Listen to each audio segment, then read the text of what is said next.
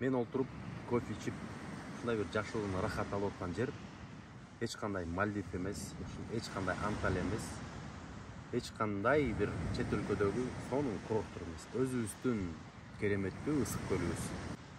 Мындан 4-5 жыл мурун ушул Үч Чуңкур деген жерге келип, ушул жерди сүйүп калдык. Бир эле кемчилиги бар туугандар. Ушул жерге эс алып келгендер таштанып таштайт экен да. Анан эми ошол кемчиликти эске албаганда өтө керемет жер. Жаратылыштын койнунда ушинтип палаткаларды тигип алып, ушинтип кофе машинабызды, болгон шаймандарыбызды алып келип алып, ушинтип 4 күн, 3 күн ушу балдар менен жаратылыш менен тааныштырып, кыргыз кереметин, кыргыз жеринин ушундай бир баалуулугун ушу балдарга жүрөгүнө сиңирип, ушул жерде аракет кылып жүрөбүз туугандар. Мына бардыгыңыздарды ушундай эс алууга чакырам. Бекер, бир гана акысы бар.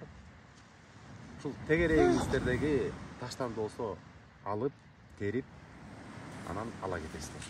Ошол акыны бересиздер, анан алашынча эс ала бересиздер. Анан бул жерде канча деген туугандар келип, мына түштө азыр эч ким жок болуп атпайбы? Түштө кишилер көп пайда болот экен. Өздөрү менен алып келген тамак ашты жейт экен дагы, таштандыларды акырын түйүнчөк кылып түйүп калтырып коет экен да. Бирөө калтырат экен, анын артынан дагы бирөө калтырат экен, анан дагы бирөө калтырат экен. Анан ошентип чоң таштандыга айланат экен да туугандар. Биз да биринчи келгенде ошо таштанды өтө көп эле.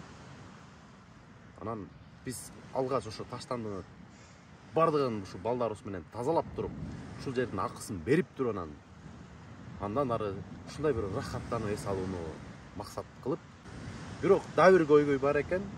Бир дагы таштанды таштай турган бир челек жок экен туугандар.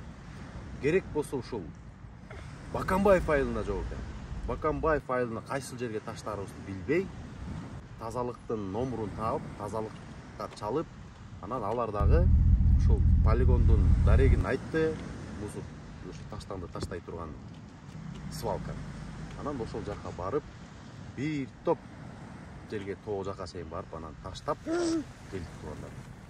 Эми мындай машакатты, мындай курбанчылыкты ар ким кыла бербейт. Ошондуктан туугандар, жергиликтүү бийлик, тазалыктын өкүлдөрү ушул жагын да карап койсоңуздар өтө сонун болот.